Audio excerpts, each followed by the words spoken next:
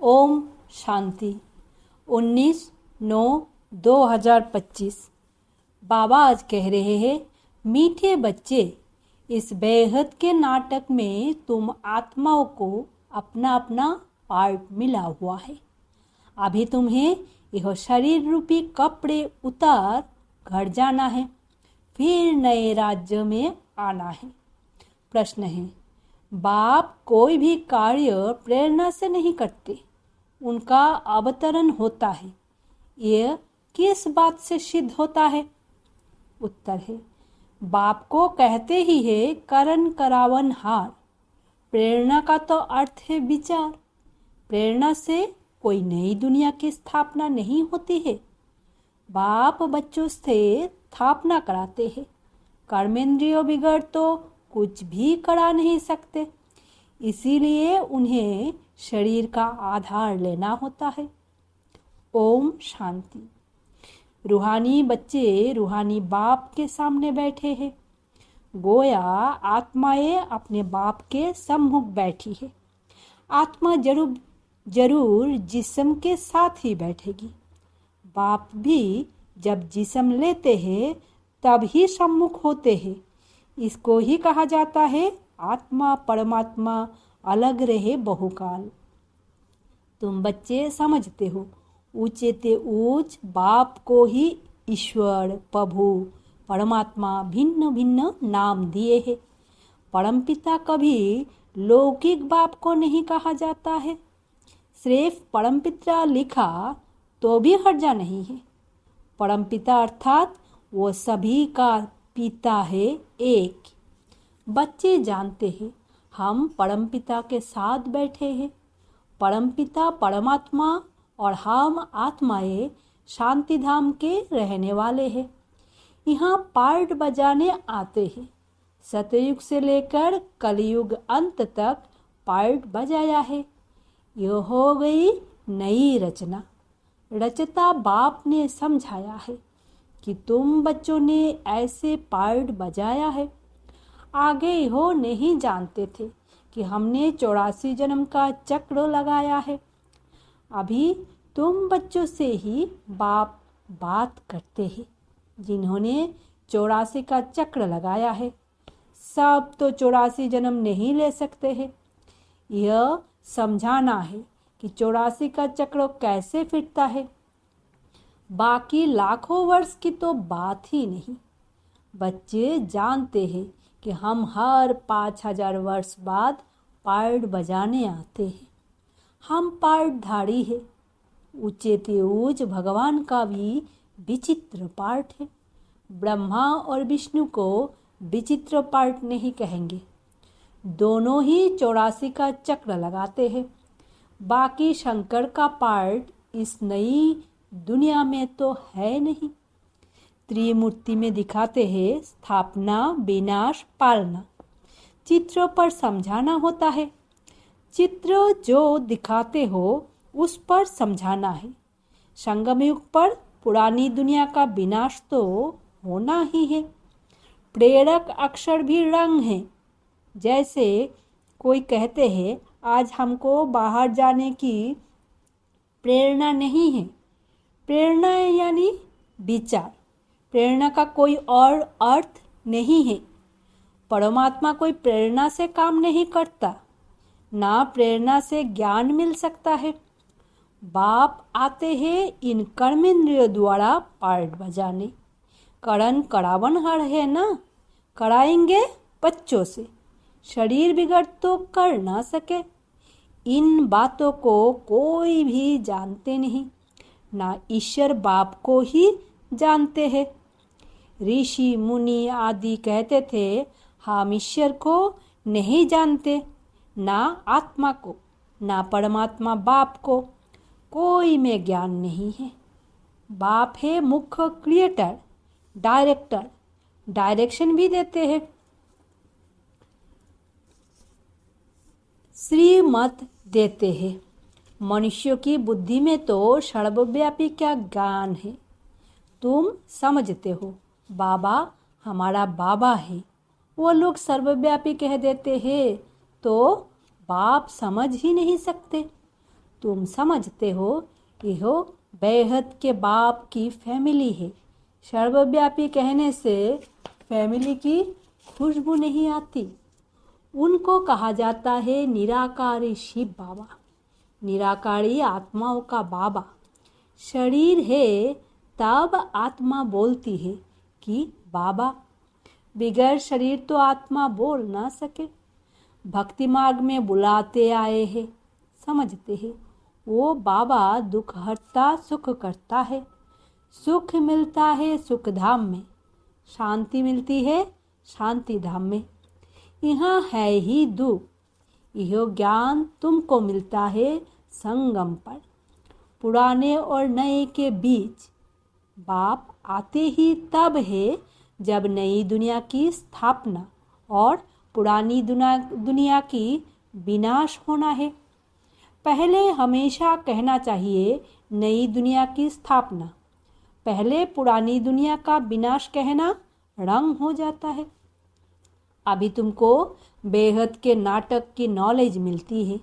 जैसे उस नाटक में एक्टर्स आते हैं तो घर से साधारण कपड़े पहनकर आते, फिर नाटक में आकर कपड़े बदलते हैं। फिर नाटक पूरा हुआ तो वो कपड़े उतार कर घर जाते हैं। यहाँ तुम आत्माओं को घर से अशरीरी आना होता है।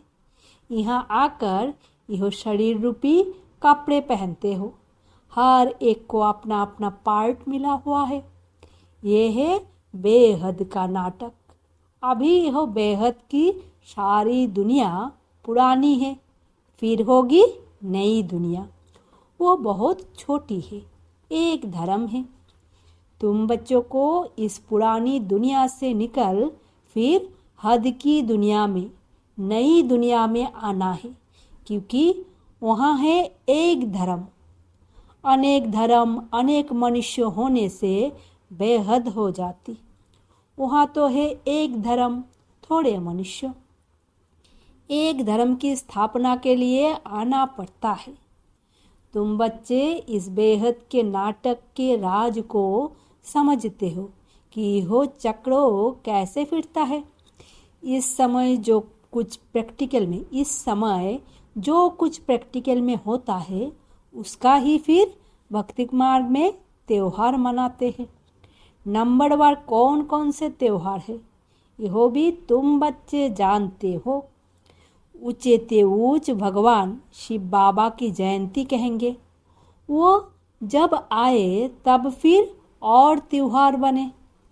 शिव बाबा पहले पहले आकर गीता सुनाते हैं, अर्थात आदि मध्य अंत का ज्ञान सुनाते हैं। योग भी सिखाते हैं, साथ साथ तुमको पढ़ाते भी हैं। तो पहले पहले बाप आया, शिव जयंती हुई, फिर कहेंगे गीता जयंती।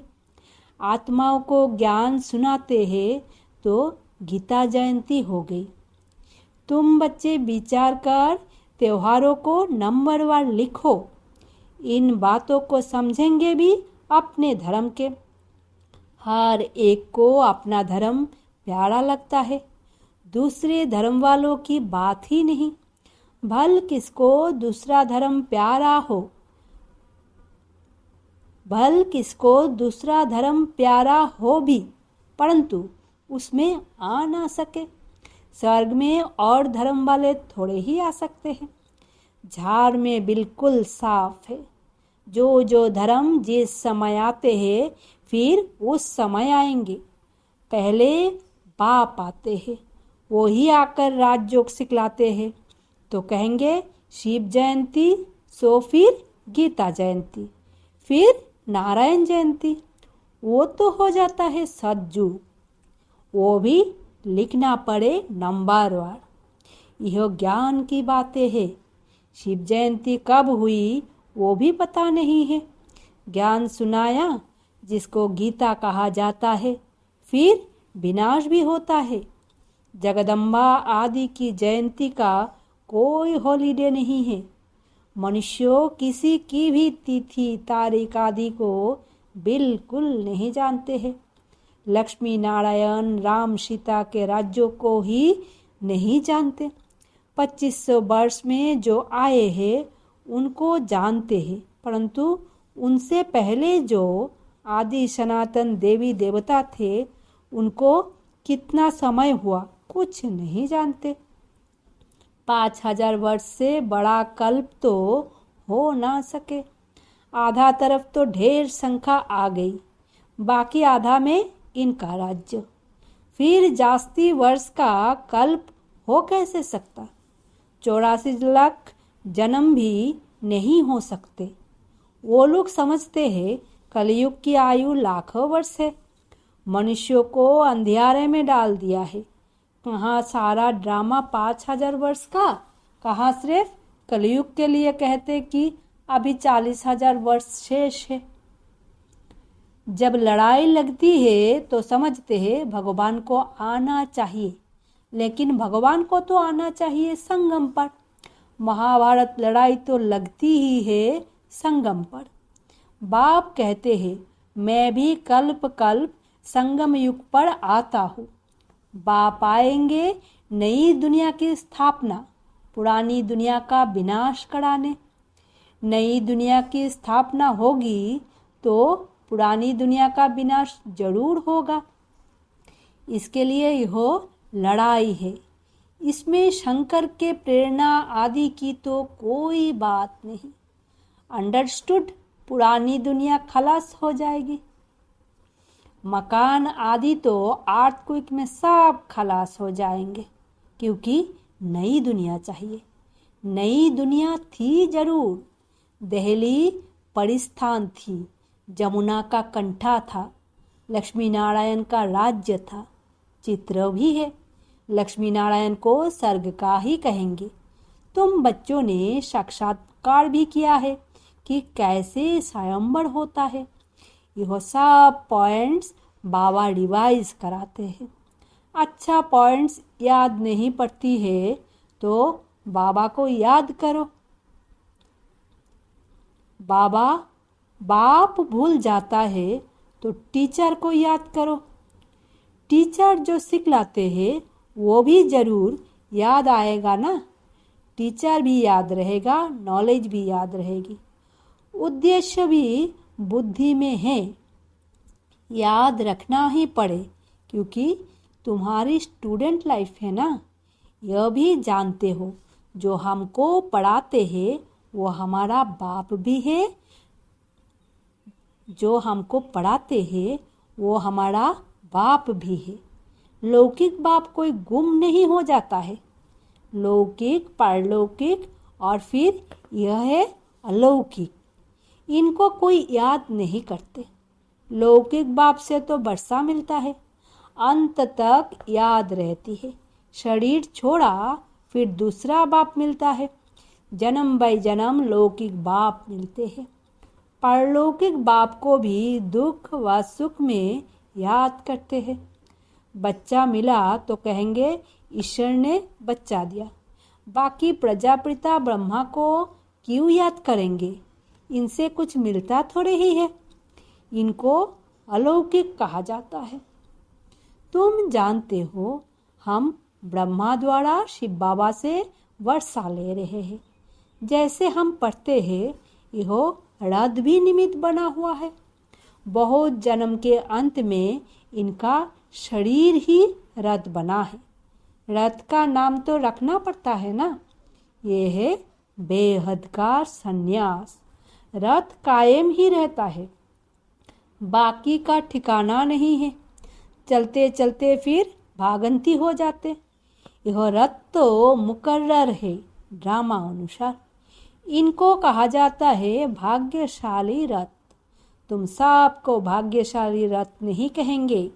भाग्यशाली रथ एक माना जाता है जिसमें बाप आकर ज्ञान देते हैं, स्थापना का कार्य कराते हैं। तुम भाग्यशाली रथ नहीं ठहरे। तुम्हारी आत्मा इस रथ में बैठ पड़ती है। आत्मा पवित्र बन जाती, इसीलिए बलिहारी इस तन की है जो इसमें बैठ पड़ाते हैं।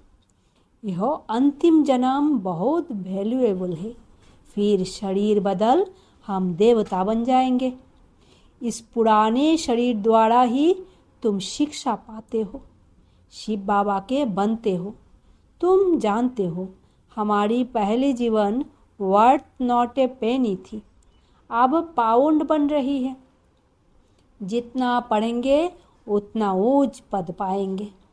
बाप ने समझाया है, याद की यात्रा है मुख्य। इनको ही भारत का प्राचीन योग कहते हैं, जिससे तुम पतित से पावन बनते हो। स्वर्गवासी तो सब बनते हैं, फिर है पढ़ाई पर मदार। तुम बेहद के स्कूल में बैठे हो, तुम ही फिर देवता बनेंगे। तुम समझ सकते हो उच्च पद कौन पा सकते हैं, उनकी क्वालिफिकेशन क्या होनी चाहिए। पहले हमारे में भी क्वालिफिकेशन नहीं थी, आसुरी मत पर थे, अब ईश्वरीय मत मिलती है। आसुरी मत से हम उतरती कला में जाते हैं, ईश्वरीय मत से चढ़ती कला में जाते हैं। ईश्वरीय मत देने वाला एक है, आसुरी मत देने वाला अनेक है। माँ बाप, भाई बहन, टीचर, गुरु, कितनों की मत मिलती है। अभी तुमको एक की मत मिलती है जो 21 जन्म काम आती है। तो ऐसे श्रीमत पर चलना चाहिए ना। जितना चलेंगे उतना श्रेष्ठ पद पाएंगे, कम चलेंगे तो कम पद। श्रीमत है ही भगवान की, ऊंचे ते ऊंच भगवान ही है जिसने श्री कृष्ण को ऊंचे ते ऊंच बनाया, फिर नीचे ते नीच रावण ने बनाया। बाप घोड़ा बनाते, फिर रावण सावरा बनाते। बाप वर्षा देते हैं, वो तो है ही वॉइसलेस। देवताओं की महिमा गाते हैं, सर्वगुण संपन्नो आदि आदि। सतयुग में आत्मा और शरीर दोनों पवित्र होते हैं। देवताओं को सब जानते हैं, वो संपूर्ण निर्विकारी होने के कारण संपूर्ण विश्व के मालिक बनते हैं। अभी नहीं है, फिर बन रहे हैं। बाप भी संगम युग पर ही आते हैं। ब्रह्मा के द्वारा ब्राह्मण, ब्रह्मा के बच्चे तो तुम सब ठहरे, वो है ग्रेट ग्रेट ग्रैंडफादर। बोलो, प्रजापिता ब्रह्मा का नाम नहीं सुना है? परमपिता परमात्मा ब्रह्मा द्वारा ही सृष्टि रचेंगे ना। ब्राह्मण कुल है, ब्रह्मा मुख वंशावली भाई बहन हो गए। यहाँ राजा रानी की बात नहीं, यह ब्राह्मण कुल तो संगम का थोड़ा समय चलता है। राजाई ना पांडवों की है ना कौरवों की। अच्छा, मीठे मीठे सिकिला दे बच्चों प्रति मात पिता बाप दादा का याद प्यार और गुड मॉर्निंग। रूहानी बाप की रूहानी बच्चों को नमस्ते। हम रूहानी बच्चों की रूहानी मात पिता बाप दादा को याद प्यार गुड मॉर्निंग और नमस्ते। धारणा के लिए मुख्य सार। पहला, 21 जन्म श्रेष्ठ पद का अधिकारी बनने के लिए सब आसुरी मतों को छोड़ एक ईश्वरीय मत पर चलना है, संपूर्ण वॉइसलेस बनना है। दूसरा, इस पुरानी शरीर में बैठ बाप की शिक्षाओं को धारण कर देवता बनना है। यह है बहुत वैल्यूएबल जीवन, इसमें वर्थ पाउंड बनना है। वरदान है, सर्वो आत्माओं को यथार्थ अविनाशी सहारा देने वाले आधार उद्धार मूर्त भवो। वर्तमान समय विश्व के चारों ओर कोई ना कोई हलचल है। कहाँ मन के अनेक टेंशन की हलचल है, कहाँ प्रकृति की तमोप्रधान वायुमंडल के कारण हलचल है। अल्पकाल के साधन सर्वों को चिंता की चिता पर लिए जा रहे हैं। इसीलिए अल्पकाल के आधार से, प्राप्तियों से, विधियों से थक कर वास्तविक सहारा ढूंढ रहे हैं, तो आप आधार उद्धार मूर्त आत्माएं उन्हें श्रेष्ठ अविनाशी प्राप्तियों की यथार्थ वास्तविक अविनाशी सहारे की अनुभूति कराओ। स्लोगन है, समय अमूल्य खजाना है, इसीलिए इसे नष्ट करने के बजाय फौरन निर्णय कर सफल करो। अव्यक्त इशारे। अब लगन की अग्नि को प्रज्वलित कर योग को ज्वालारूप बनाओ। जैसे सूरज की किरणें फैलती है, वैसे ही मास्टर सर्वशक्तिमान की स्टेज पर शक्तियों व विशेषताओं रूपी किरणें चारों ओर फैलती अनुभव करें। इसके लिए मैं मास्टर सर्वशक्तिमान विघ्न विनाशक आत्मा हूँ। इस स्वमान की स्मृति की सीट पर स्थित होकर कार्य करो तो विघ्न सामने तक भी नहीं आएंगे। ओम शांति। शुक्रिया बाबा।